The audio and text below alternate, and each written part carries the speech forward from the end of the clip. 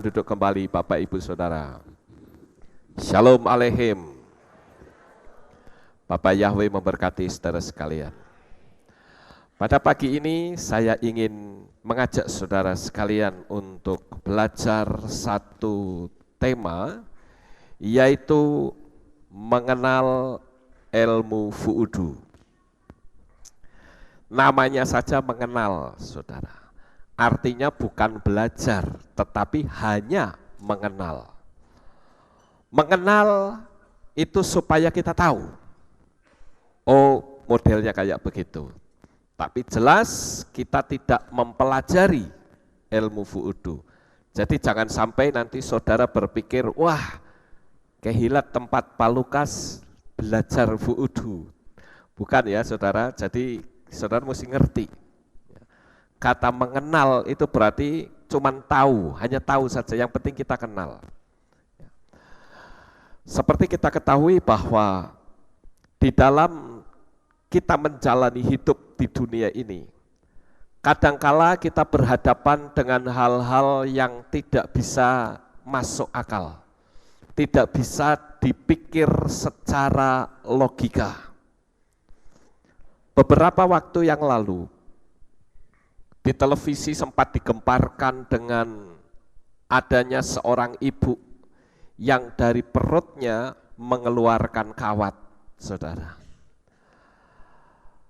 Tim dokter sampai hari ini tidak bisa menemukan apa penyebabnya. Tentu saja hal-hal yang tidak masuk dari logika pasti itu berasal dari alam lain. Kemudian kita juga melihat di televisi beberapa waktu yang lalu, ada seorang anak bayi, di kakinya, di betisnya, itu banyak kawatnya saudara, ada sekitar hampir 40 kawat, ya, menyelingkupi seluruh kaki di betis di sini, ya, panjang-panjang, tapi di dalam, sehingga harus melibatkan tim dokter untuk mengoperasi dan mengambil kawat-kawat yang ada di dalam betis anak bayi tersebut. Nah Bapak Ibu yang terkasih, hal-hal yang tidak masuk di akal ini pasti sekali lagi bukan berasal dari alam logika. Kita juga sering mendengar atau bahkan melihat ada seseorang yang secara tiba-tiba matanya mengeluarkan darah. Atau orang yang secara tiba-tiba sakit perut, kemudian dia jatuh tanpa diketahui penyebabnya. Sekali lagi tim dokter tidak bisa menolongnya. Kalau kita sudah berbicara hal-hal yang secara logika itu tidak masuk akal, pasti itu berasal dari sesuatu yang datangnya dari alam lain. Nah Bapak Ibu yang terkasih, pagi ini kita akan melihat apa sih sebetulnya ilmu fu'udu itu. Ilmu fu'udu itu biasanya dia mempergunakan mediator, yaitu boneka. Boneka tersebut ditusuk dengan jarum, maka berakibat orang yang menjadi sasaran tersebut akan terkena. Nah saudaraku yang terkasih, ilmu fu'udu itu sebetulnya adalah ilmu yang berasal dari Afrika Barat. Ilmu fu'udu ini jelas bukan ilmu yang baik, tapi ilmu hitam. Ilmu yang bisa membunuh seseorang. Saya mencoba untuk surfing di internet, saya mencari tahu tentang hal ini. Setidak-tidaknya saya ingin memberikan bekal agar jemaat Tuhan itu bisa memahami apa itu ilmu fu'udu. Ternyata ilmu ini berasal dari Afrika Barat, kemudian merambah ke Nigeria, bahkan sekarang merambah ke Indonesia. Ada beberapa orang yang cukup terkenal, tapi saya tidak perlu menyebut nama mereka, yang mempelajari ilmu vudu, saudara. Ilmu vudu atau vodun, ya, ini sebetulnya menjadi agama nasional atau bahkan kepercayaan yang dianut di Afrika. Bahkan kata vodun itu sendiri itu berarti roh. Tentu saja kalau kita mempelajari ilmu hitam, ada ilmu hitam yang tanpa mantra, tetapi hampir sebagian besar itu mereka mempergunakan mantra. Kita juga melihat, saudara yang terkasih, bahwa mantra, saya coba untuk melihat apa sih sebetulnya mantra. Mantra itu berasal dari bahasa Sanskerta, yaitu man yang artinya memiliki, arti pikiran. Ya, man artinya pikiran, dan tra artinya pembebasan. Jadi mantra adalah kegiatan yang membebaskan pikiran. Ternyata ilmu vudu tidak satu-satunya ilmu yang mempergunakan mantra. Kita melihat dalam dunia ilmu hitam, saudara-saudara, ternyata sekarang di Filipina itu juga ada satu ilmu hitam juga yang namanya kulam. Ilmu kulam ini ternyata ada kemiripan dengan ilmu vudu karena menggunakan mediator boneka. Juga diperkuat dengan menggunakan mediator yang lain, yaitu potongan rambut, ludah, atau tetesan darah dari calon korban. Orang yang menguasai ilmu kulam disebut dengan mangkulam. Biasanya dukun perempuan dan korbannya disebut kinukulam. Ilmu ini saat ini merupakan ilmu yang menjadi andalan orang Filipina. Makanya saudara berhati-hati, pada waktu saya sekolah dulu, ada istilah yang merambah di anak-anak muda. Istilah itu entah sampai sekarang masih ada atau tidak. Istilahnya begini, kalau cinta ditolak, dukun bertindak. Maksudnya apa, saudara? Maksudnya adalah ketika seseorang itu mencintai perempuan dan perempuan itu menolak, kalau menolak secara halus mungkin masih tidak menyakitkan. Tapi terkadang ada orang-orang perempuan ketika menolak itu dibarengi dengan hinaan. Bahkan tidak jarang orang perempuan menolak sampai meludahi. Nah, ini yang berbahaya, saudara. Karena kalau sampai dia mengambil langkah seperti itu, akan sangat membahayakan diri sendiri. Oleh karena itu, pada zaman dulu ketika saya masih sekolah di SD SMP, saya diberitahu agar supaya kita berhati-hati. Sebab kalau seorang perempuan, kalau dulu kan, entah saudara masih ingat atau tidak, kalau anak SD, itu kalau yang nakal, biasanya kan anak SD banyak yang nakal, saudara. Nah, kalau yang nakal itu biasanya duduknya itu dipindah jadi laki dan perempuan. Nah, zaman dulu waktu saya SD, kalau anak laki sampai duduk satu bangku dengan anak perempuan, itu malunya luar biasa. Ya. Sampai-sampai saya masih ingat dulu, ketika saya nakal, saya didudukkan dengan seorang anak perempuan. Saya langsung ambil kapur, tak garis, tak kasih garis dari meja sampai ke bangku, tak garis. Sret gini. awas kamu bisa ngelancak, totok tangan kamu. Ya, itu kalau dulu saudara. Entah saudara ngalami seperti itu atau tidak. Tapi kalau zaman sekarang, nggak perlu garis-garisan saudara. Nggak usah didudukkan, dia bisa bareng sendiri.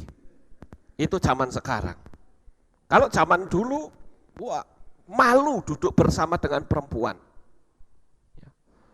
Nah oleh karena itu saudara-saudara, dari apa yang saya ceritakan di sini, kita akan mempelajari sebetulnya bahwa semua ilmu tenung itu kebanyakan, sebagian besar itu tidak terlepas dari mantra. Kebanyakan mereka selalu mempergunakan mantra. Ada yang menggunakan mediator, ada yang tidak.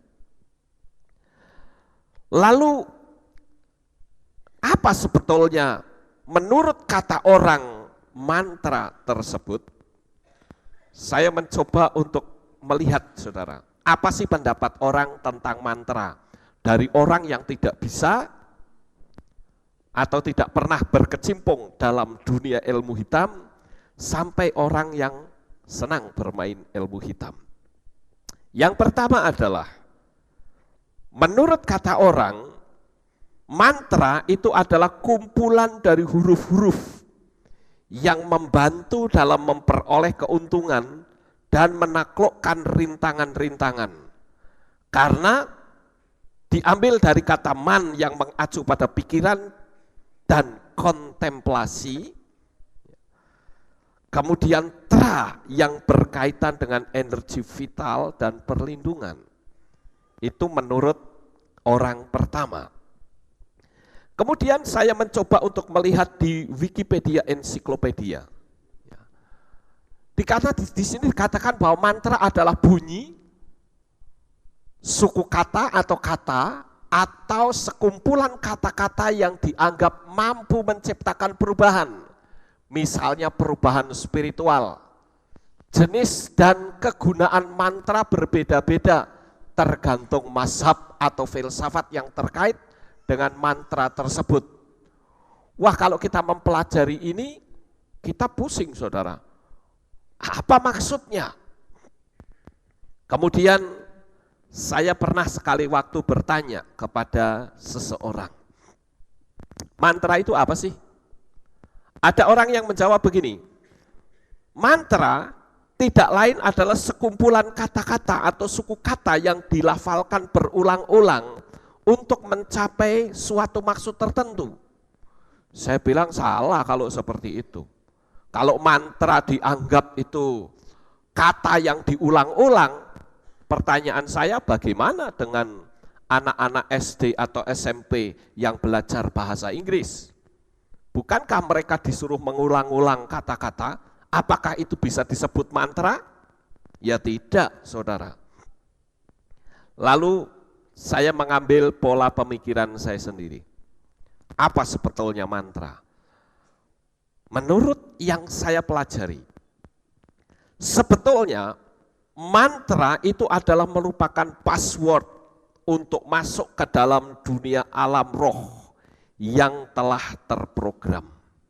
Contohnya begini saudara, misalnya ini dunia setan ya saudara. Misalnya saya akan melakukan penyerangan terhadap seseorang, maka saya harus mengucapkan mantra tertentu. Saya dulu pernah memiliki 2 mantra yang saya pernah pelajari. Tapi jelas yang pertama, mantra itu sudah tidak berlaku lagi karena saya sudah tinggal di dalam kasih Bapa. Dan yang kedua, saya sangat membenci dunia ilmu hitam. Jadi saya katakan bahwa mantra itu merupakan password untuk masuk ke dalam satu kekuatan energi kegelapan tertentu. Saya ambil contoh misalnya kalau saya mengucapkan mantra tertentu, maka berarti saya masuk dalam lingkup apa yang ada di dalam mantra itu. Nah sekarang pertanyaan saya, kira-kira apa yang saya katakan ini saudara mudeng atau tidak? Ngerti nggak kira-kira? Jadi misalnya begini ya, ada satu gerombolan setan isinya 10 misalnya. Gerombolan setan yang isinya 10 itu memiliki kekuatan yang sangat luar biasa. Jangankan kok 10, satu setan saja manusia kadang nggak bisa ngelawan. Ini kekuatannya 10 saudara. Tetapi untuk bisa mengambil kekuatan yang 10 itu harus mempergunakan mantra tertentu. Kalau saya mengucapkan mantra tertentu, saya akan mendapatkan satu modul, yaitu kekuatan dari 10 setan. Maksudnya begitu, saudara paham? Ya, nah itu arti dari mantra, yaitu password untuk masuk ke dalam kekuatan tertentu. Bagi saudara yang bermain komputer, saudara pasti akan ngerti yang namanya password. Sama seperti kalau saudara punya handphone, katakanlah handphone macam kayak saya punya ini ya, apa yang ada operating systemnya itu ada pada Android. Itu biasanya pasti punya password. Kalau saudara tidak bisa menyebutkan passwordnya, maka saudara tidak akan pernah bisa masuk ke program-program tertentu. Jadi mantra itu sebetulnya adalah merupakan password untuk masuk ke dalam alam lain.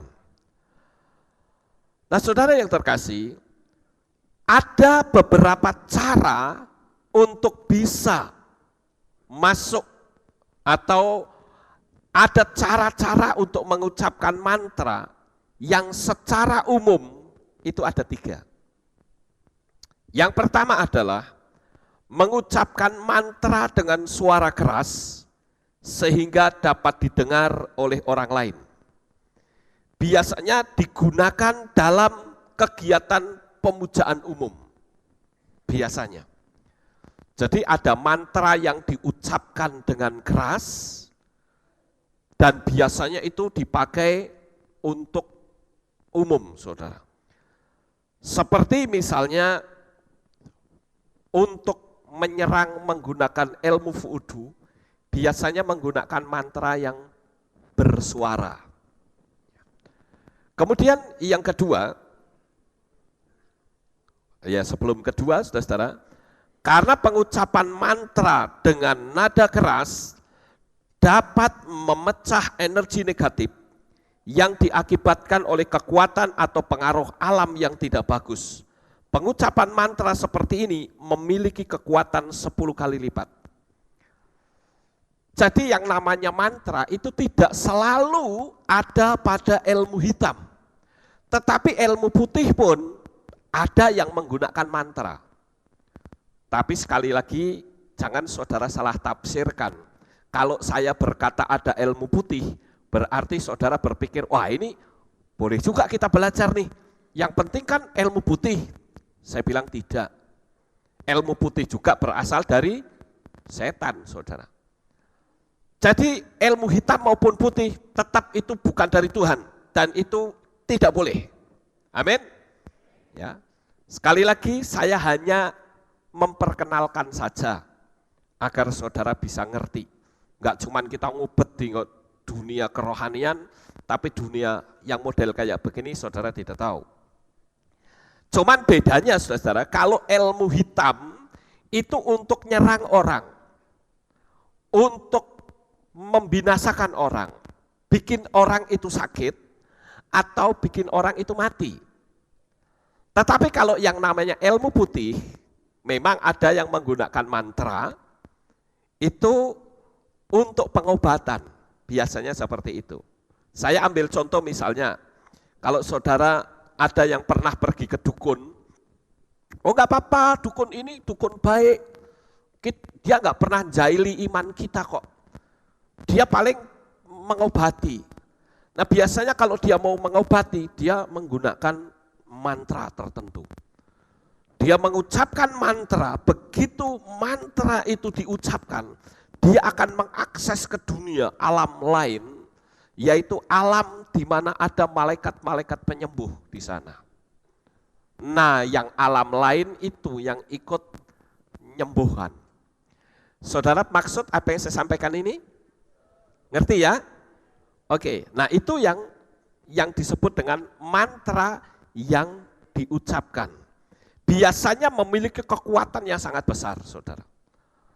Makanya kadangkala saya kan sering ngomong sama jemaat, kalau kita berdoa, ada kalanya kita berdoa di dalam hati, ada kalanya kita berdoa dengan bersuara. Misalnya, kalau saudara berdoa untuk mengusir setan, itu berdoanya dalam hati atau bersuara? Bagus, berarti saudara ngerti. Jadi harus kita tahu penempatan. Karena apa yang kita ucapkan itu memiliki energi, memiliki kekuatan. Seorang hakim ketika dia melakukan pemutusan suatu hukuman, dia akan bersuara. Walaupun kata bersuara pun itu terbagi menjadi dua macam. Yaitu suara yang betul-betul kita keluarkan dengan keras dan suara yang tidak perlu keras. Dulu pernah ada seseorang yang minta tolong kepada saya, ini dari gereja lain, saudara. Dia minta tolong kepada saya, dia katakan begini, Pak Lukas, ayo kita pergi ke rumah sakit. Oh ya, kenapa? Ini ada saudara saya sakit. Katanya sih dimasukin setan, enggak sembuh-sembuh. Lalu orang ini berkata begini, ngajari saya. Pak Lukas, nanti kalau berdoa, nanti tengking setannya dengan suara yang keras. Saya tertawa, saudara. Loh, ini di rumah sakit loh.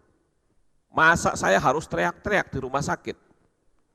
Saya rasa nggak perlu kok menggunakan suara yang keras. Setan tahu kok kuasa yang ada pada diri kita. Kuasa Tuhan, saya katakan begitu. Karena orang ini itu menganggap bahwa dengan suara keras, setan itu lari. Saya katakan setan itu tidak lari dengan suara keras. Tetapi setan itu akan lari kalau memang suara kita keras, tapi ada energi yang ada dalam diri kita. Saya teringat ketika kita masih ada di gereja lama, ada seseorang yang dimasukin setan. Wah, itu banyak manifestasi dulu di sana.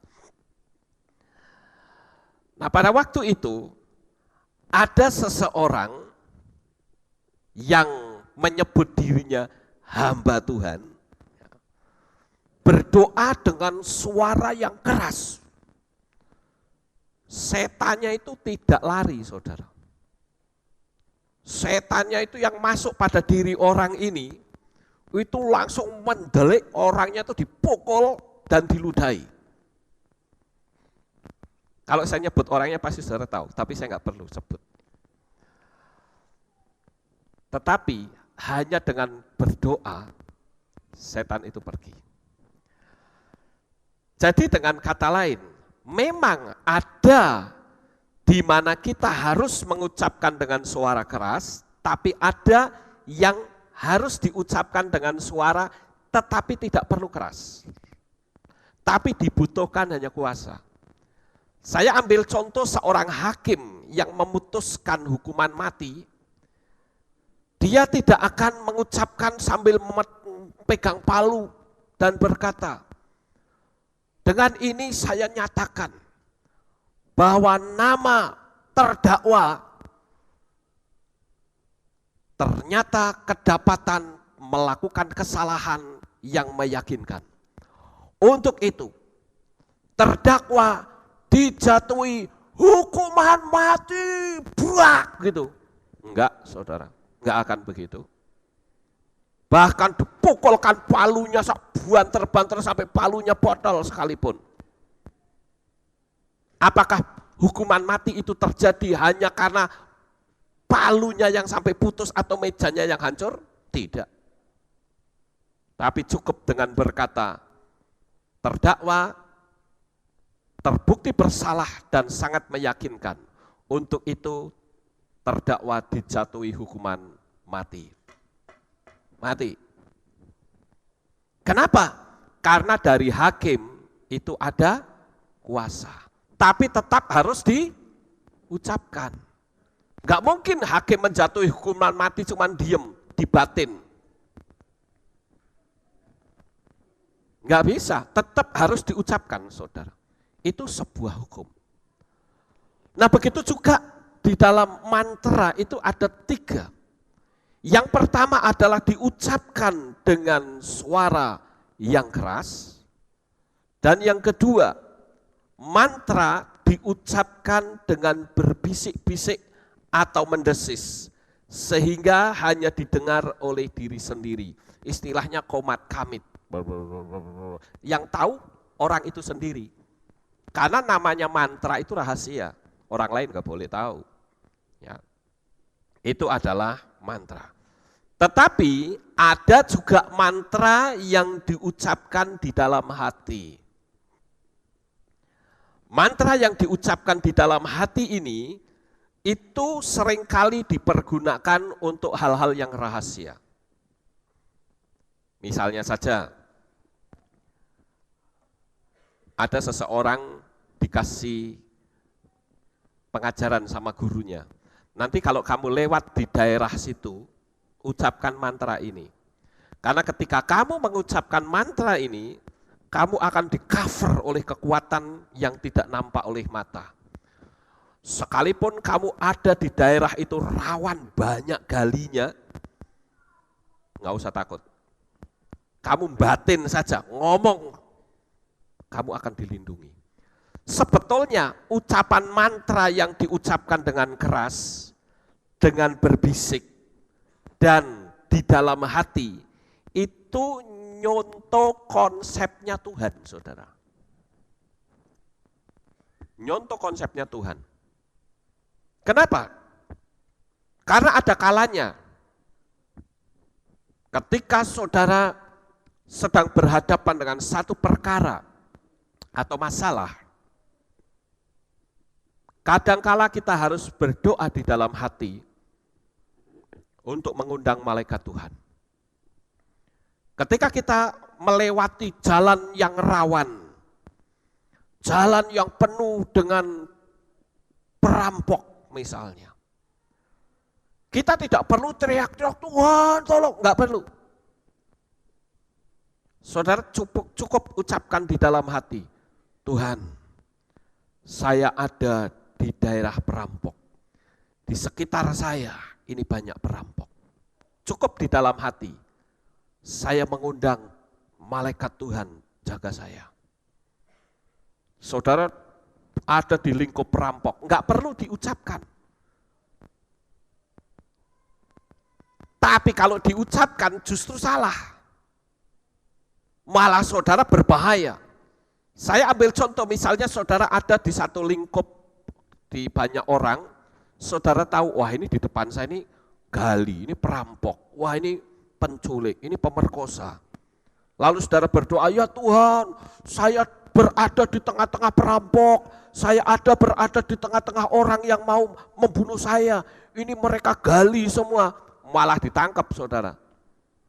Itu yang disebut dengan ucapan rahasia. Nah kita pun itu diajarkan untuk mengucapkan yang rahasia, berdoa di dalam hati. Jadi berdoa dalam hati, berdoa dengan bersuara keras, dan berdoa dengan bersuara yang biasa saja, itu adalah pola dari Tuhan yang ditiru oleh setan. Ingat, setan itu tidak bisa bikin hukum baru. Dia semua pinternya niru. Ya saudara-saudara. Nah sekarang kita kembali ke vudu tadi saudara. Voodoo itu mereka sekali lagi menggunakan mediator. Mediatornya adalah boneka. Biasanya boneka-boneka voodoo ini akan disimpan oleh sang dukun dan diberi minum darah. Ya. Nah, darah yang sering dipergunakan untuk memberi minum kepada boneka voodoo itu biasanya darah kucing hitam, atau darah burung gagak, atau darah anjing hitam, atau ular hitam, atau apa saja. Burung hantu yang hitam, pokoknya yang serba hitam. Beberapa tahun yang lalu, kita pernah mendengar saat Presiden George Bush ke Indonesia. Ada salah satu dukun santet di Indonesia yang melakukan penyerangan. Sampai dia menyembelih ayam hitam. Tapi sayang santetnya gagal, saudara. Enggak bisa masuk. Tetapi dari apa yang saya sampaikan ini, kita tentu tahu bahwa ilmu voodoo modelnya kayak begitu, menggunakan mediator boneka. Nah, saudara-saudara, boneka voodoo itu biasanya dipegang, kemudian ditusuk dengan jarum sambil menyebut nama yang disakiti dengan emosi yang kuat penuh kebencian. Ini ketika orang melakukan penyerangan tetapi untuk menyakiti, bukan untuk membunuh. Ya, ilmu voodoo itu dua macam. Bisa untuk membunuh, tapi bisa cuma hanya untuk menyakiti. Nah, mereka menggunakan pola seperti ini, saudara. Caranya menusuk begitu tuh. Dengan penuh kebencian, tusuk, gitu. Emosinya dikeluarkan, mantranya diucapkan. Tiba-tiba orang yang ada di bayangan sang dukun itu, tidak ada hujan, tidak ada angin, tiba-tiba dia teriak-teriak, aduh sakit, dada saya sakit. Ada juga yang teriak-teriak, telinga saya sakit, secara tiba-tiba keluarin darah. Atau dari matanya. Nah, itu adalah proses ketika sedang dikerjain oleh sang dukun. Ya, itu caranya begitu. Itu cara voodoo melakukan penyerangan hanya untuk menyakiti. Tapi jelas kalau orangnya tidak tahan, sakit, ya mati orangnya tetap, saudara. Tapi biasanya orang senang jaili, nyakiti. Ya. Itulah ilmu voodoo. Kemudian yang berikutnya, yaitu dengan membunuh. Kalau membunuh, ini biasanya akan mengorbankan seorang gadis yang menginjak akil balik. Dan ritual ini masih dilakukan ratusan tahun yang silam. Menusuk dan membelah dada gadis yang dipersembahkan pada altar pemujaan dengan sarana tulang kaki burung onta. Kemudian membayangkan wajah seseorang yang jadi target dan menyiram boneka dengan darah segar serta ditusuk nantinya. Ini pola untuk membunuh. Kalau yang tadi hanya menusuk-nusuk itu tanpa adanya pengorbanan, itu biasanya cuma hanya untuk menyakiti saja. Nah, saudaraku yang terkasih, serangan dari ilmu voodoo itu tidak bisa ditangkal dengan cara apapun, kecuali membakar boneka mediator atau dukunnya yang mati, baru kekuatan itu hilang. Jadi ilmu voodoo itu ilmu yang sebetulnya cukup terkenal di Afrika. Dan sampai hari ini termasuk ilmu yang tidak tertandingi. Tetapi tidak usah khawatir, saudara. Anak-anak Bapak Yahweh itu anti santet. Ya. Apakah itu ilmu fuudu kek? Apakah ilmu leak? Apakah ilmu dari kejawen? Tidak akan ada satu kekuatan manapun yang sanggup untuk menghancurkan anak-anak Bapa Yahweh. Kenapa? Karena di dalam kitab 1 Yohanan pasal 4 ayat yang keempat dikatakan bahwa tidakkah engkau tahu bahwa di dalam dirimu itu ada roh yang lebih besar dari roh yang menguasai dunia ini, yaitu siapa? Roh Kudus. Itu yang membuat orang percaya loh saudara, saya tidak menyebut orang Kristen loh. Karena orang Kristen juga bisa disantet. Seperti beberapa tahun yang lalu, saya pernah mendengar ada seorang pendeta disantet. Pada waktu berak, pagi-pagi ternyata keluarnya batu baterai ABC. Ya, loh ya betul itu saudara. Pertanyaannya, apakah pendeta itu makan batu baterai ABC? Kan tidak, cuman baterainya itu dimasukkan di alam, melalui alam lain. Ya. Karena alam lain juga punya frekuensi, sehingga dimasukkan. Maka saya menyebutnya orang percaya. Saya lebih aman menggunakan istilah orang percaya ketimbang orang Kristen. Karena Kristen berasal dari kata Kristus. Kata Mesias, Mesianik berasal dari Mesias. Nanti benturan lagi dengan kelompok yang lain. Paling aman saya menyebut dengan istilah orang percaya. Jadi sekali lagi saya beritahu bahwa ilmu sebesar apapun tidak akan pernah bisa menjamah orang-orang percaya. Percaya kepada Bapa Yahweh di dalam Tuhan Yesua HaMasiah. Nggak akan bisa. Saya seringkali, barangkali loh ya, barangkali ada yang jahil sama saya. Sangat sering sekali. Di kamar, di atas itu kan banyak pot-pot saudara. Kadangkala itu seperti ada pot yang dibanting di atas, jeber gitu. Saya langsung naik ke atas, pot pecah satu pun tidak. Lalu itu siapa ya yang bersuara seperti itu? Apakah mungkin jambu yang jatuh menjatuhi oning? Kan nggak mungkin suaranya sekeras itu. Dan merasa seperti ada getaran di dalam kamar. Bam gitu, keras sekali.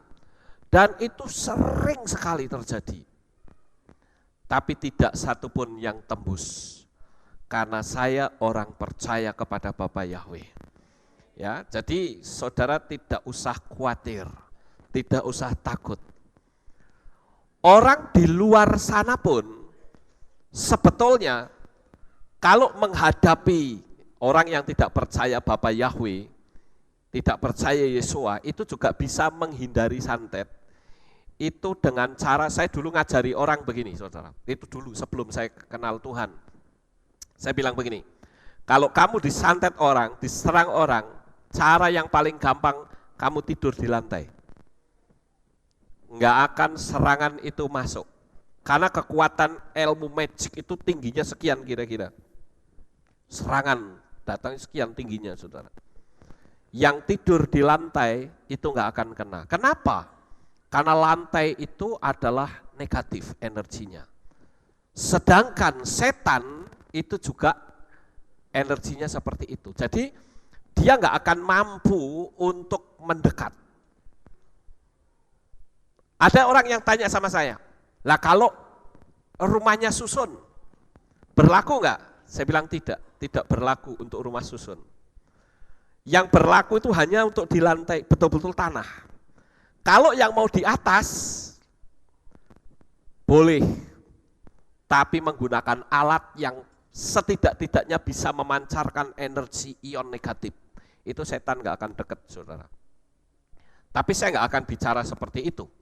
Tapi sekarang bicara saya adalah siapapun yang tinggal di dalam Bapa Yahweh, di dalam Yesua HaMasiah, dia orang yang anti santet. Ya, itu pasti, tidak bisa tidak, pasti. Ya. Nah oleh karena itu saudara-saudara, kalau kita berhadapan, atau ini bicara sekuler ya, menghadapi serangan ilmu fu'udu, jalan satu-satunya untuk bisa melunturkan ilmu itu adalah dengan membakar bonekanya atau dukunnya mati. Baru serangan itu akan habis, saudara. Tapi untuk menemukan bonekanya itu tidak semudah orang membalik telapak tangan. Karena orang tidak akan tahu saya diserang ilmu fu'udu oleh siapa. Nggak ada yang tahu, saudara. Tetapi ada satu hal yang cukup menarik dari apa yang saya pelajari tentang mantra fu'udu, saudara-saudara, yaitu ucapan atau kata-kata dari mantra tersebut.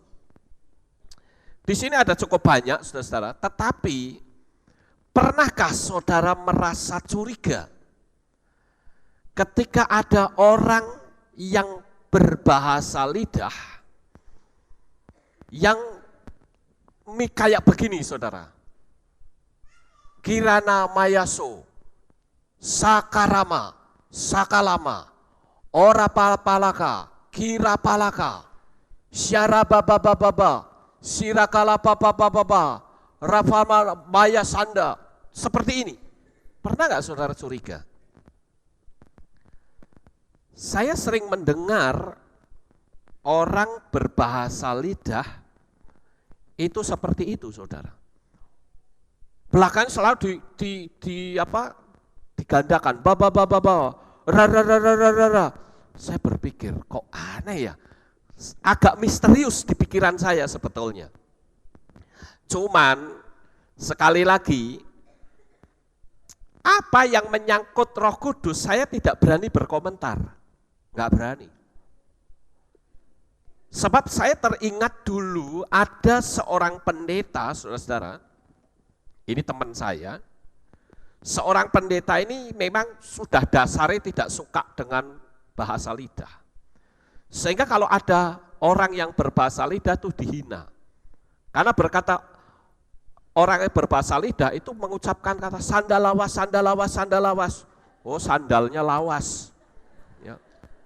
Sandalawas, sandalawas. Ramayana, Ramasanta, Ramayana, Ramasanta. Ya. Emangnya film Ramayana, ya, Mahabharata. Ya. Nah, sejak pendeta itu ngomong seperti itu, saudara, jemaatnya habis. Habis. Nah, dari pengalaman pendeta ini, saya hati-hati. Sekalipun kedengaran di telinga dan pikiran saya ini misterius, saya nggak berani komentar. Saya bisa memberi pengajaran seperti ini dengan satu tujuan, agar kita tidak terjebak. Jangan-jangan yang kita ucapkan secara tidak sadar itu sebuah mantra. Ya. Karena saya sering kali mendengar yang model-model seperti ini, saudara. Sikara tata tata, sikara tata tata, sikira rara.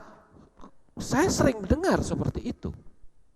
Saya tidak mau menghina hal ini. Tetapi kita perlu berhati-hati. Kalau itu hanya sebuah kata-kata yang latah, itu bahaya loh. Saya pernah melihat atau mendengar satu kesaksian dari seorang mantan pengikut gereja setan. Saya lupa namanya, kalau tidak salah Mongol atau siapa ya namanya, saya lupa itu, saudara.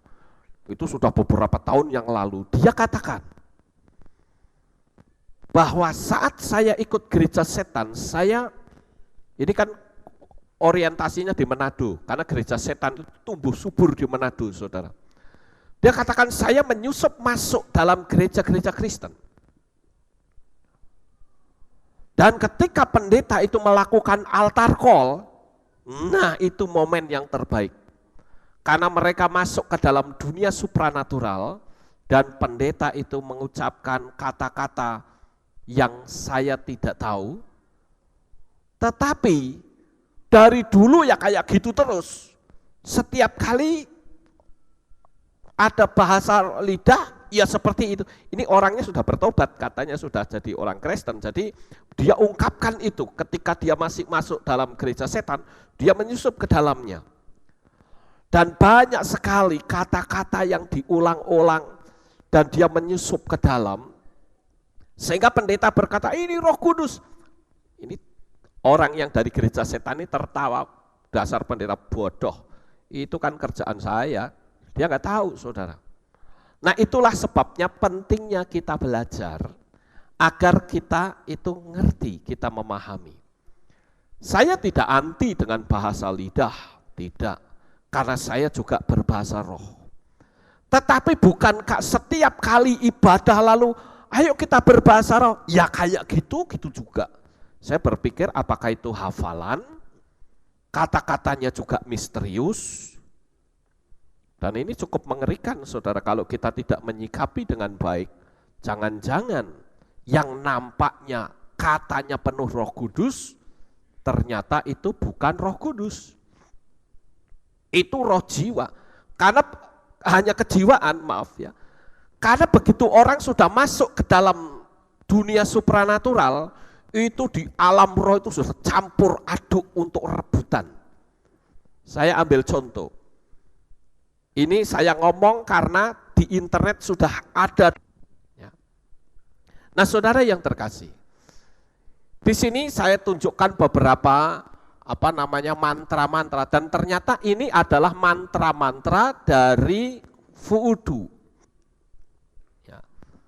Bahasa yang tertulis di atas adalah mantra yang diucapkan para dukun Voodoo. Mantra adalah kalimat rahasia yang digunakan sebagai komunikasi untuk mengundang roh jahat. Nah ini benar ini, ungkapan ini benar ya.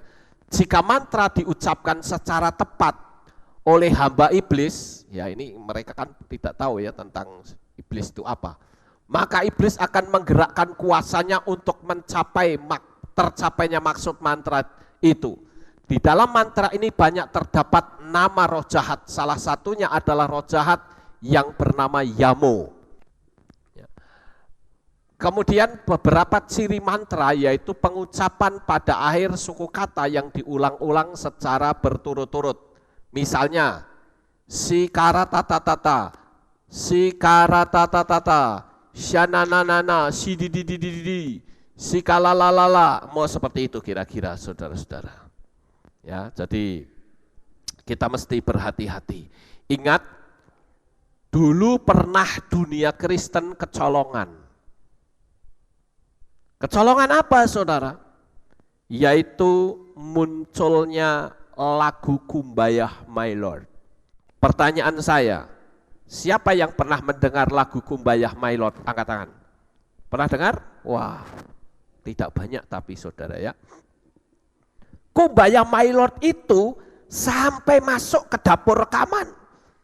Menyatu dengan lagu-lagu Kristen pada umumnya. Nah siapa sebetulnya Kumbayah itu? Pernah ada seseorang yang menyelidiki, saudara. Kumbayah itu kata slang dari come by here. Saya melihat di ensiklopedia Wikipedia Net seperti itu. Itu bahasa yang kayak slang, yang artinya come by here. Come by here itu kalau diterjemahkan dengan bahasa bebas itu datang ke sini. Tapi saya rasa kalau orang Amerika ditanya come by here atau kumbayah, tidak mungkin orang itu datang. Ketika seseorang ketemu dengan yang lain, saya ingin orang itu datang ke tempat saya tidak mungkin berkata kumbayah, kumbayah. Tidak mungkin saudara. Sekalipun orang mengatakan itu slang dari come by here, itu kan baru rekaan, baru dugaan. Tapi ternyata setelah masuk dalam dunia penyelidikan lebih dalam, akhirnya ditemukan bahwa ternyata Kumbayah itu adalah nama dari salah satu dewa orang Afrika. Sehingga rekaman itu hilang sampai sekarang. Kan lagu Kumbayah kan nggak kedengeran lagi sekarang, saudara. Ya kan? Yang lagunya tuh Kumbayah my lord, Kumbayah, Kumbayah my lord, Kumbayah, someone singing Lord Kumbayah. Kira-kira begitulah. Ya, saya nggak perlu lanjutin. Kata Kumbayah ini di telinga saya juga agak misterius, tapi karena saya nggak tahu, saya tutup mulut. Saya nggak mau berkomentar sebelum saya ngerti betul. Sampai akhirnya saya dikasih tahu oleh salah seorang pendeta yang berkata bahwa Kumbayah itu ternyata setelah diselidiki nama dari salah satu dewa di Afrika.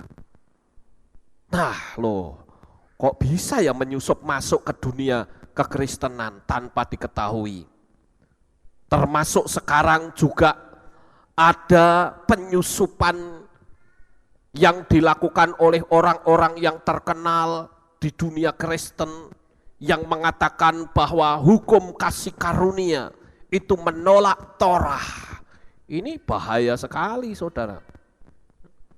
Kemudian kalau kita melihat orang yang memanggil nama Yahweh, itu sebetulnya adalah bukti orang itu kembali ke Torah. Sebab Torah yang pertama mengatakan, jangan ada padamu ilah-ilah lain di hadapanku. Di dalam kitab Shemot pasal 20 ayat yang ketiga. Kenapa kok Torah ditolak? Sedangkan kita menerima Yahweh itu juga merupakan penggenapan dari Torah. Karena Torah itu mengajarkan untuk kita tidak memanggil nama sesembahan lain. Jangan ada di hadapanku sesembahan lain atau ilah-ilah lain. Apalagi jelas-jelas nama Yahweh diganti dengan nama sesembahan lain. Mengerikan sekali. Kalau kita berbicara tentang bahasa lidah, kita tidak terlepas dari apa yang disebut baptisan Roh Kudus. Baptisan atau baptis itu dalam bahasa Ibrani disebut tafal. Tet, bet, dan lamet, tafal. Dalam bahasa Yunani ditulis dengan kata baptizo. Baptizo itu adalah yang oleh kitab suci kita ditulis dengan kata baptis. Itu berasal dari kata baptizo, yang artinya ditenggelamkan. Kalau dipercik, itu namanya rantizo. Kalau diguyur air, namanya ombros. Jadi ada perbedaan antara ombros, rantizo, dan baptizo. Di dalam kitab suci berbahasa Jawa, kata baptizo itu ditulis dengan kata diblebekake. Ya, diblebekake. Nah, diblebekake itu artinya dilelepke, saudara, ditenggelamkan. Kira-kira seperti ini, ya. Baptisan Roh Kudus itu adalah ketika seperti ibarat gelas yang dimasukkan dalam bejana yang seperti ini. Jadi ditenggelamkan total. Sementara penuh Roh Kudus itu artinya gelas yang penuh dengan air seperti ini. Air ini gambar Roh Kudus misalnya, itu penuh, saudara. Baptisan Roh Kudus itu terjadi satu kali. Sementara penuh Roh Kudus itu terjadi berulang kali. Orang yang penuh Roh Kudus tidak selalu berbahasa lidah. Tidak selalu. Saudara ingat ketika Stefanus penuh Roh Kudus, dia tidak berbahasa lidah. Dia bahkan memberitahu, dia katakan, lihat bahwa ada anak manusia yang duduk di sebelah kanan Bapa. Dia berdiri di sebelah kanan Bapa. Bahasa yang mudah dimengerti. Dan telinga mereka ditutupi, Stefanus dilempari batu, dirajam batu sampai mati. Nah, saudaraku yang terkasih, kalau kita lihat kata Yunani glosa, ya, Glosa itu artinya lidah. Glosa juga artinya bahasa. Ya, ini glosa. Itu tulisan Yunaninya seperti itu. Ya. Nah, saudaraku yang terkasih, glosa itu juga bisa berarti supranatural. Supranatural adalah anugerah berbicara dalam bahasa-bahasa lain, tanpa dia harus belajar terlebih dahulu. Contohnya di dalam kitab Kisah Rasul pasal 2 ayat 4 dan seterusnya. Coba kita baca ayat ini, saudara. Karena dari tadi kita belum baca kitab suci, mari kita baca di dalam kitab Maases Lihim atau kitab Kisah Para Rasul. Kisah Rasul pasal 2 ayat yang keempat dan seterusnya saya bacakan untuk saudara. Dan mereka semua, apa saudara? Dipenuhi oleh Roh Kudus dan mulai berbicara dalam bahasa-bahasa yang lain, seperti yang Roh itu terus-menerus memberikan kepada mereka untuk mengucapkannya. Dan ketika orang-orang Yahudi yang saleh dari segala bangsa yang ada di kolong langit sedang berdiam di Yerusalem, saya akan jelaskan untuk ayat 5 terlebih dahulu, saudara-saudara. Yaitu orang yang kumpul di loteng Yerusalem itu sebetulnya, bukan yang di loteng, tapi yang ada di situ sebetulnya adalah orang-orang Yahudi diaspora yang ada di daerah-daerah yang lain pada kumpul. Untuk apa? Merayakan Syavuot. Ya, karena itu peristiwanya peristiwa Syavuot. Jadi bukan orang-orang, bukan Yahudi, karena jelas di ayat 5 dikatakan orang-orang Yahudi yang saleh dari segala bangsa. Dari segala macam bangsa dia kumpul orang-orang Yahudi yang saleh. Ya. Ayat yang ke-6. Dan ketika terjadi bunyi itu, kumpulan orang itu datang bersama dan dibingungkan karena mereka terus mendengar setiap orang sedang berbicara dalam dialek mereka sendiri. Dan mereka semuanya takjub dan kagum sambil berkata seorang terhadap yang lain, lihatlah, bukankah mereka yang berbicara ini semuanya adalah orang-orang Galilea? Dan bagaimana mungkin kita mendengarnya masing-masing dalam dialek kita sendiri yang dengannya kita telah dilahirkan. Partia dan Media dan Elam, dan orang-orang yang berdiam di Mesopotamia, Yudea dan juga Kapadokia, Pontus dan Asia, Frigia dan juga Pamfilia, Mesir dan bagian-bagian Libya yang berdekatan dengan Kirene. Dan mereka yang berkunjung dari Roma, baik orang-orang Yahudi maupun para proselyit, orang-orang Kreta dan orang-orang Arab, kita mendengarnya dalam bahasa kita sendiri, sementara mereka berbicara hal-hal yang besar mengenai Elohim. Jadi kalau saudara bayangkan peristiwa pada waktu itu adalah orang-orang mendengar orang berbicara dalam bahasa yang lain. Nah, inilah yang disebut dengan bahasa roh. Berbicara dalam bahasa-bahasa yang lain. Artinya orang Galilea kok bisa ngomong bahasa Partia, bahasa Mesopotamia, bisa ngomong bahasa Arab. Mereka bingung. Kenapa? Padahal mereka tidak pernah belajar bahasa Arab, tidak pernah belajar bahasa-bahasa yang lain. Nah, itu adalah bahasa yang diberikan oleh Tuhan kepada manusia.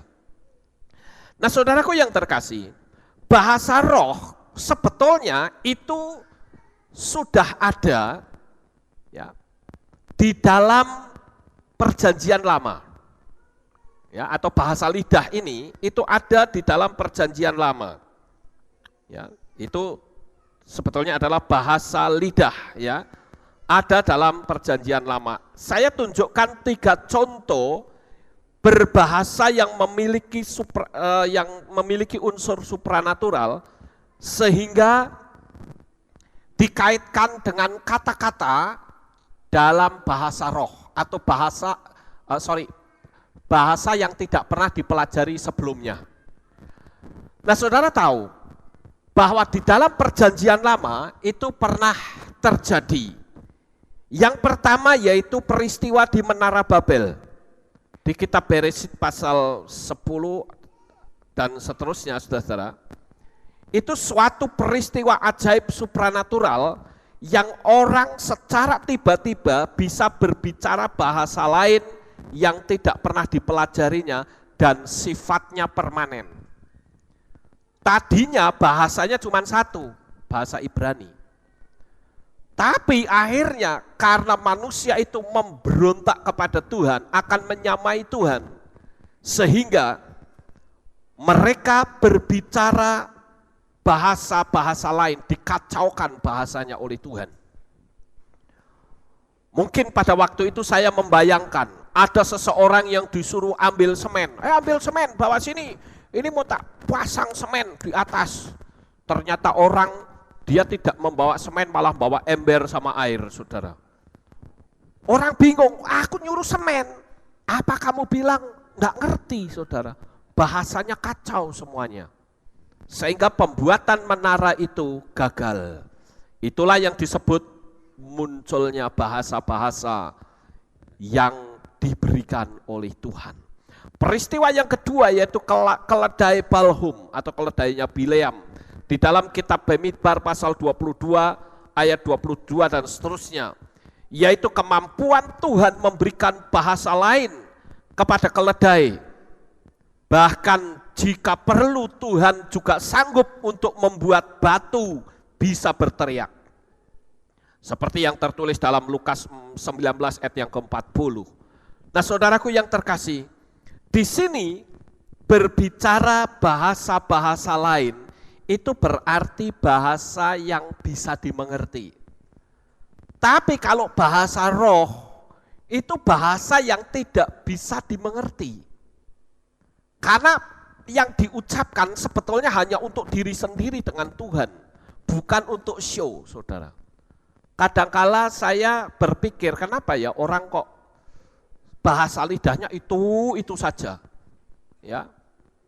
Jadi di telinga saya kedengaran misterius, tapi saya mau tegur, saya takut, ya sudah, saya diamkan saja. Saya berharap dengan pengajaran saya ini, bagi jemaat atau siapapun yang berbahasa agak misterius itu, bisa agak mulai dipikirkan kembali, apakah itu berasal dari Tuhan atau bukan. Kemudian kita melihat tentang jari-jari Tuhan yang menulis di dinding, dengan bahasa Aram. Itu yang tertulis di dalam kitab Daniel pasal 5 ayat 1 sampai 3. Jadi kalau orang sudah menyangkut dunia alam roh, itu dunia yang sangat luas, kita harus berhati-hati, saudara. Dari apa yang saya ajarkan malam ini, saya memiliki beberapa kesimpulan. Kesimpulan yang pertama, berhati-hatilah, jangan kita ikut-ikutan hal-hal yang nampaknya spektakuler tanpa melewati batu ujian. Seperti yang dikatakan dalam 1 Yohanan pasal 4 ayat yang pertama, kita harus menguji semuanya. Jangan asal ikut-ikutan, oh gereja itu enggak apa-apa. Kita enggak perlu ikut-ikutan apa kata gereja orang lain. Kita harus ikut apa kata kitab suci. Jangan sampai kita melihat gereja yang besar, punya pengaruh yang besar, kita bebek ikut mereka, salah kita. Kalau itu ternyata tidak sesuai dengan firman Tuhan, kita terlalu berani, terlalu ambil resiko, saudara. Jadi pesan saya yang pertama adalah berhati-hatilah, jangan kita ikut-ikutan hal-hal yang nampaknya spektakuler. Yang kedua, jika mantra diucapkan dengan 3 metode, memiliki fungsi yang berbeda-beda, seharusnya kita menyadari apa yang kita ucapkan dengan lantang berbisik, bahkan di dalam hati tetap ada yang memonitor. Hati-hati saudara. Dan yang ketiga, kesimpulan yang ketiga adalah, apakah saudara menyadari bahwa sekarang dalam dunia perdukunan itu selalu ditingkatkan semuanya. Beberapa bulan yang lalu, saudara, ada festival dukun dunia.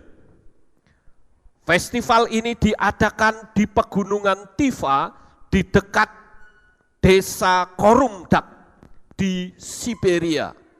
Festival dukun dunia itu diberi nama Call of 13 Shamans. Ini cukup mengerikan, saudara. Mereka melakukan festival itu memang izinnya kepada pemerintah dengan tujuan untuk menenteramkan keributan bangsa-bangsa. Tapi faktanya dalam festival tersebut mereka pamer kekuatan, ya, pamer kekuatan ilmu yang mereka miliki. Saudara tahu bahwa dalam dunia ilmu perdukunan mereka pun mengenal yang namanya inovasi. Mereka tidak seperti itu saja. Mereka ada inovasi, peningkatan. Saya pernah membaca di koran di Belanda yang namanya kelompok pelacur saja, mereka melakukan inovasi. Inovasinya apa? Bagaimana caranya seorang pelacur yang sudah berusia lanjut masih tetap laris. Caranya bagaimana? Mereka diseminarkan, saudara. Begitu juga dalam dunia ilmu perdukunan. Di Indonesia ini ada majalah khusus dunia supranatural. Saya nggak perlu sebut nama majalah tersebut. Kalau saudara membaca di dalamnya, wah itu isinya iklan-iklan dunia supranatural. Dunia supranatural unjuk gigi. Sayang sekali orang-orang percaya loyo semuanya, saudara.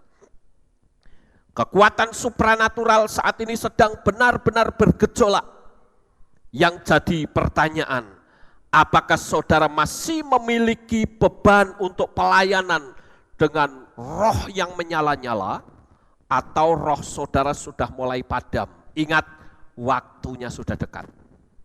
Di dalam perumpamaan Tuhan Yesus di kitab Matius pasal 25 tentang 10 anak dara, semuanya tertidur, ngantuk bahkan tertidur, saudara. Tetapi justru pada saat tertidur itu, ketika disuruh bangun, mereka bangun semuanya. Tapi sayang sekali yang separuh minyaknya habis. Minyak yang habis itu berarti energi semangatnya sudah tidak ada lagi.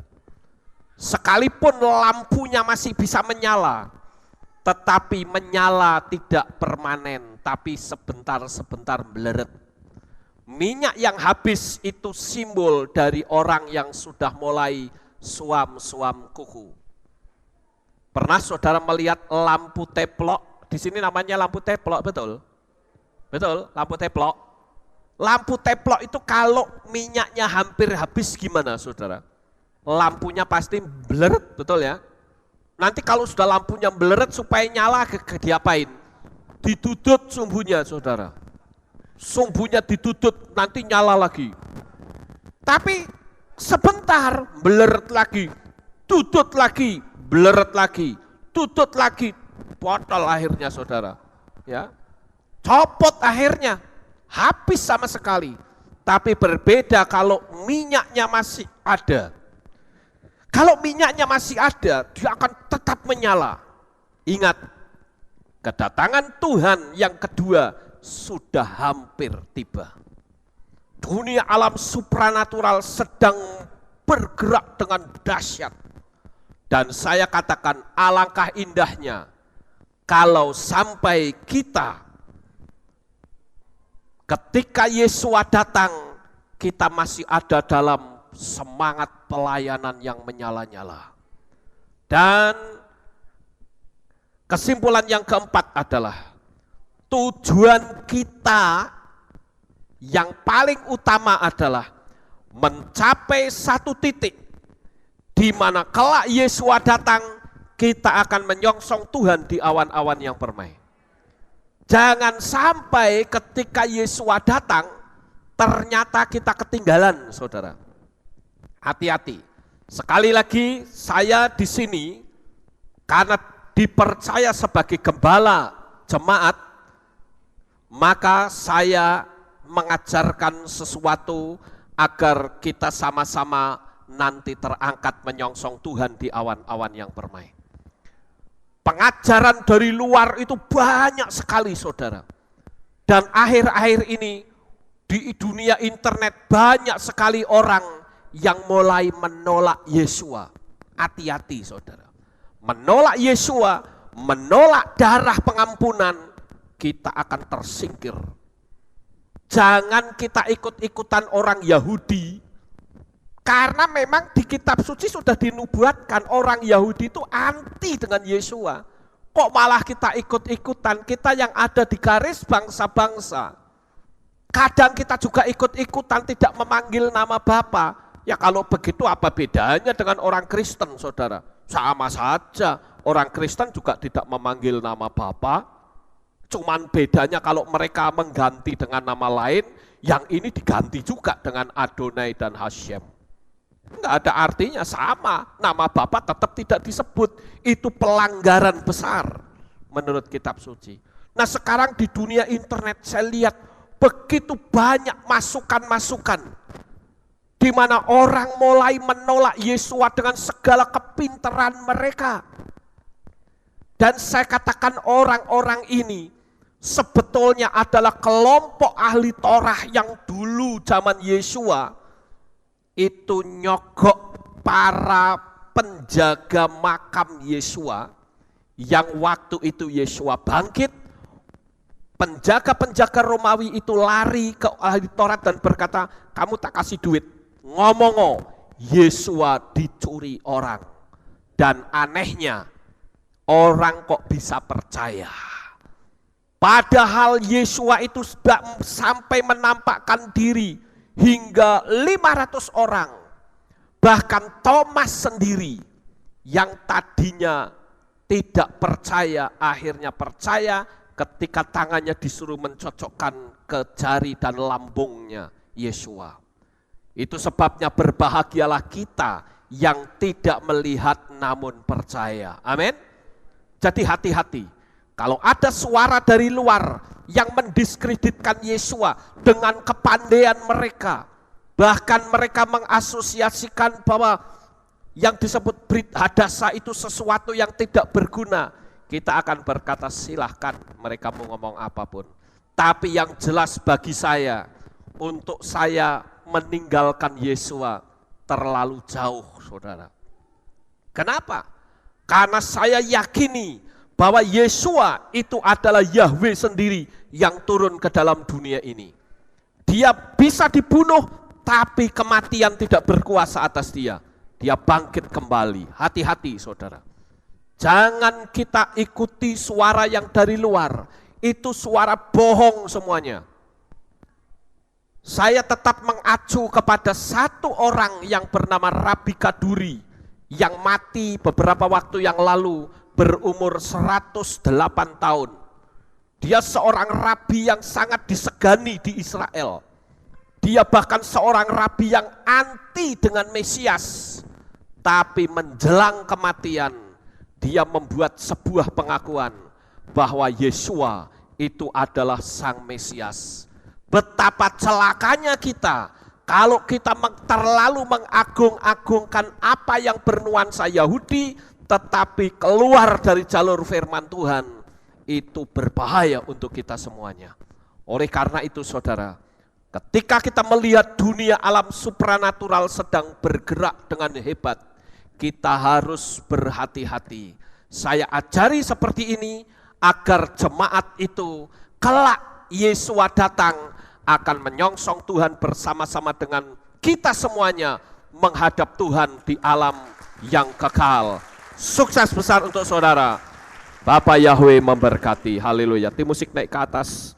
Kita akan tunduk.